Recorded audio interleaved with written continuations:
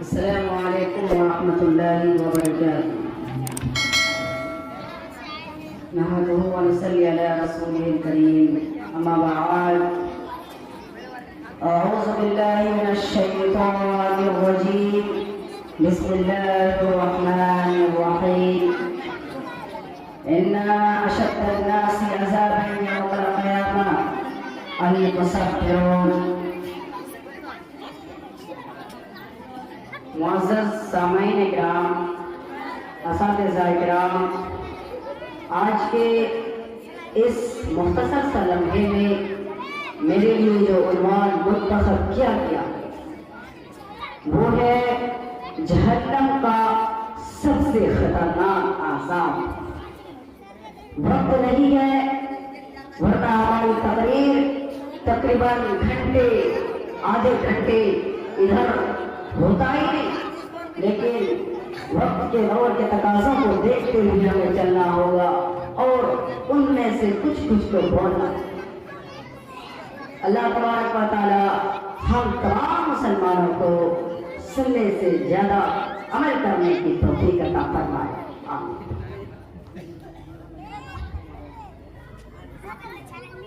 ان اشد الناس عذابا یوم القیامہ المصبرون۔ گرہ باندھیے کہ آج کے بعد اگر کوئی دنیا میں تصویر بنائے گا یا پھر تصویر کھینچے گا ان کا حشر کیا ہوگا وہ آپ کو معلوم تو نہیں ہے، لیکن آج میں وہی چیز آپ کو بتانے جا رہا ہوں۔ اِنَّا شَدًّا مسلم شریف کی روایت ہے، میں حدیث پڑھ رہا ہوں، مسلم شریف کی حدیث ہے۔ اِنَّا شَدَّ النَّاسِ عَذَابًا، ہلکا پھلکا عذاب نہیں، جہنم کے دل کی چھوٹی موٹی عذاب نہیں۔ اِنَّا شَدَّ النَّاسِ عَذَابًا، عذاب کے اعتبار سے سب سے اگر جہنم میں سب سے سخت عذاب ہے تو تصویر بنانے والوں کو اور تصویر کھینچنے والوں کو ہوگا۔ اور آج کل ہمارے نوجوان بھائی صاحب، ہمارے اسکول کے بڑے بڑے اسٹوڈنٹ صاحب اتنے ٹک ٹاک اور اصیل ویڈیو بنانے پر قادر ہے، پتہ نہیں ہے آپ کو۔ اِنَّا أَشَدَّ النَّاسِ عَذَابًا يَوْمَ الْقِيَامَةِ الْمُصَبِّرُونَ۔ جہنم کے دل کا سب سے سخت عذاب اور سب سے مضبوط عذاب ان کو دیا جائے گا جو دنیا میں تصویریں کھینچتے گئی، دنیا میں تصویریں بناتے گئی۔ آج کل تو پہلے ٹھکا دیا جاتا ہے کہ ہمیں جو پسند آیا قرآن و حدیث کی بات ہم وہ لیں گے اور ہمیں پسند آئے وہ ہم نہیں لیں گے۔ یہ تمہاری باپ کی جاگیریں چل رہی ہے، جو تمہیں پسند آیا تم لے لو گے اور جو تمہیں پسند نہیں آیا تم نہیں لو گے، یہ تمہاری باپ کی جاگیریں چل رہی ہے۔ یہاں صرف جاگیر چلے گی تو باپ ہمارے باپ کی چلے گی ورنہ کسی کی نہیں چلے گی۔ لینا فوٹو بنانا، تصویریں بنانا، آج کے بعد دیکھا جائے گا ہمارے نوجوانوں کو ایک پہ ایک تصویر بنانا، فوٹو ٹک ٹاک اتنی وائرل کرنے پر مجبور ہے آج دنیا میں نوجوان کہ کہنے کی ضرورت ہی نہیں۔ یاد ہے محمد الرسول اللہ، شریعت کو محمد الرسول اللہ کی ناپسند کو بھی پسند نہیں مانتا۔ مختصر بتا رہا ہوں، اچھا کر بتا رہا ہوں، جب نبی کیا کہا تھا، نبی نے کہا تھا کہ چل چل آج کے بعد میں شراب نہیں پیوں گا، شراب مجھ پر حرام ہے، چل نہیں پیوں گا شراب۔ قرآن آسمان سے جبریل وہی لے کر کے آئے اور کیا کہا، یا ایھا النبی لما تحرم ما احل اللہ لک۔ اے محمد صلی اللہ علیہ وسلم، جس چیز کو اللہ نے آپ کے اوپر حلال کیا ہے اس چیز کو حرام کرنے والے آپ کون ہوتے گئے؟ لما تحرم ما احل اللہ لک، اس چیز کو آپ نے حرام نہیں کیا اپنے اوپر، جس چیز کو اللہ رب العالمین نے آپ کے اوپر حرام کیا ہے۔ میرے بھائی اور بہنوں، اس قرآن کی آیت سے ہمیں یہ پتہ چلتا ہے کہ جو چیز اللہ کی طرف سے حلال ہے اس چیز کو حرام کرنے کا وجود اور اختیار اور پاور محمد رسول اللہ کو جو حاصل نہیں، تو ہمیں اور آپ کو یہ پاور کس نے دے دیا؟ جب نبی اپنے مرضی کے مطابق شراب کو حرام نہیں کر سکا اپنے اوپر، تو ہمیں اور آپ کو یہ پاور کس نے دے دیا؟ اگر ان تصویروں کی کوئی حیثیت ہوتی تو اللہ کی قسم اللہ تعالیٰ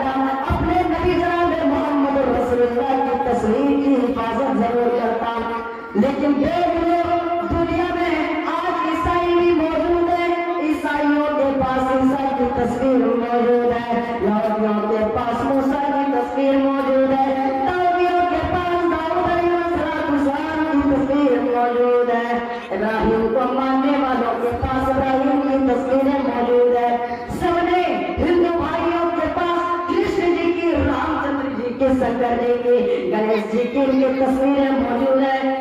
اگر دنیا میں کسی نبی کی تصویر موجود نہیں ہے تو وہ ہستی ہے جناب محمد رسول اللہ صلی اللہ علیہ وسلم کی، کیونکہ اگر آج نبی کا فوٹو ہوگا تو کوئی مسجد میں نماز پڑھنے جاتا ہی نہیں، وہاں درود پڑھتا ہی نہیں، وہ اللہ کے نبی کی تصویر کو اپنے گھروں میں لگا دیتا، اس میں ہاتھ میں مالا ڈال دیتا، اس کے بعد اس کے 7 چکر اسی کے لگا کے کہہ دیتا کہ ہزاریا میرے پیارے بھائیوں، میرے پیارے بھائیوں، وہ نبی اکرم کی تصویر پہ، وہ نبی اکرم کی فوٹو کو چھوٹے چھوٹے ٹکڑوں میں لے کر کے ان کی تعریفیں پڑھاتا، پھر نبی کا فوٹو اخباروں میں آتا، نبی کا فوٹو پیپروں میں چھپتا، پھر اس کی کبھی کٹنگ ہو جاتی اور وہ پیروں کے نیچے روتا جاتا۔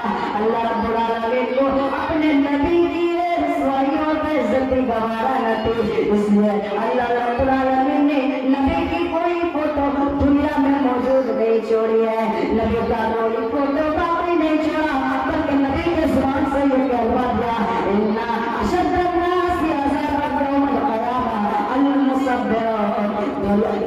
قیامت کے دن جہنم کے اندر سب سے سخت عذاب ان کو دیا جائے گا جو دنیا میں تصویریں کھینچتا ہوگا، جو دنیا میں تصویریں بناتا ہوگا، ان سے کہا جائے گا ان تصویروں میں تم جان ڈال، ان تصویروں میں تو روح ڈال، اور ظاہر سی بات ہے کہ وہ تصویروں میں جان نہیں ڈال سکتا ہے، وہ تصویروں میں روح نہیں ڈال سکتا ہے، پھر تم نے اللہ کی ایک پیدا کردہ مخلوق کی تصویریں کیوں بنائی؟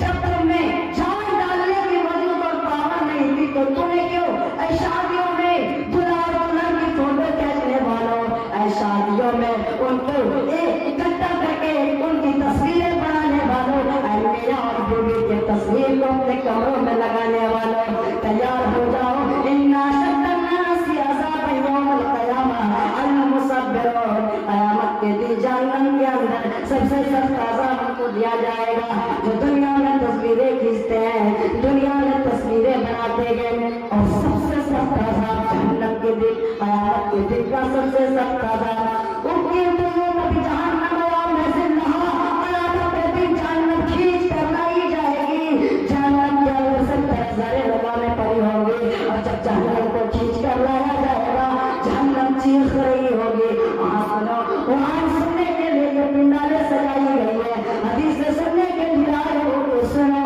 ہاں سنو، جب جہنم کو کھینچ کر لایا جائے گا اللہ کہے گا بتا جہنم تجھے کیا چاہتی ہے، تو کیا چاہتی ہے، تجھے کیا لینا ہے؟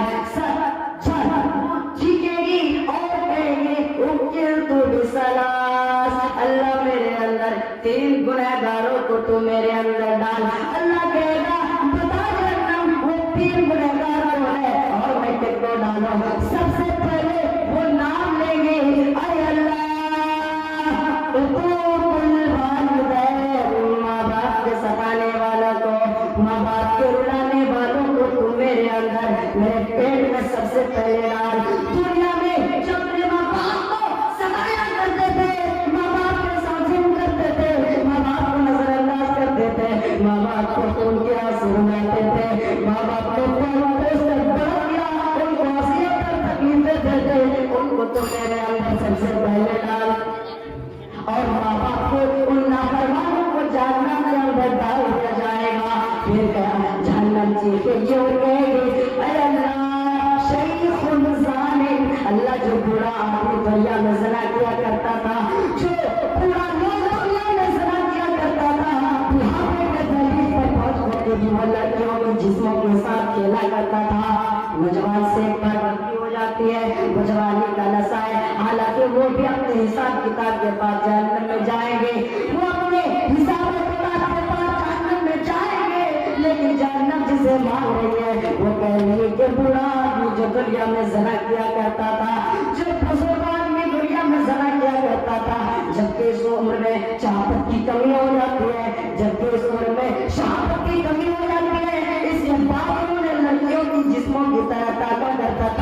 اللہ تو ان کو تم میرے اندر میرے پیٹ میں ڈال. اللہ جہنم کی بات کو سن لے گا اور ان برے زناکاروں کو جہنم طلب کر دیا جائے گا.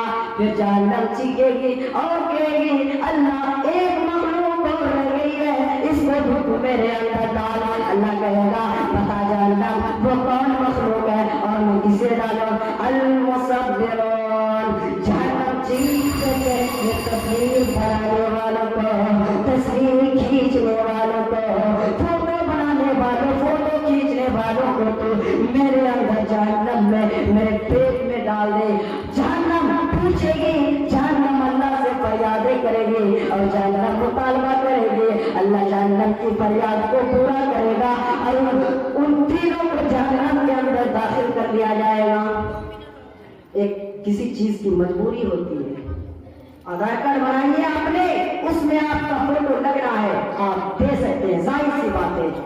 آپ انشورنس بنائیے, اس میں آپ کا فوٹو لگنا ہے, آپ دے سکتے ہیں. یعنی جہاں جہاں آپ کو ضرورت ہے وہاں آپ دے سکتے ہیں. بنا ضرورت ہے انسان کیا کیا نہیں کرتا ہے میرے بھائیو. انسان اپنے عزت و آبرو کو بڑھانے کے لیے اپنے بھائی کو بھی قتل کر دیتے ہیں.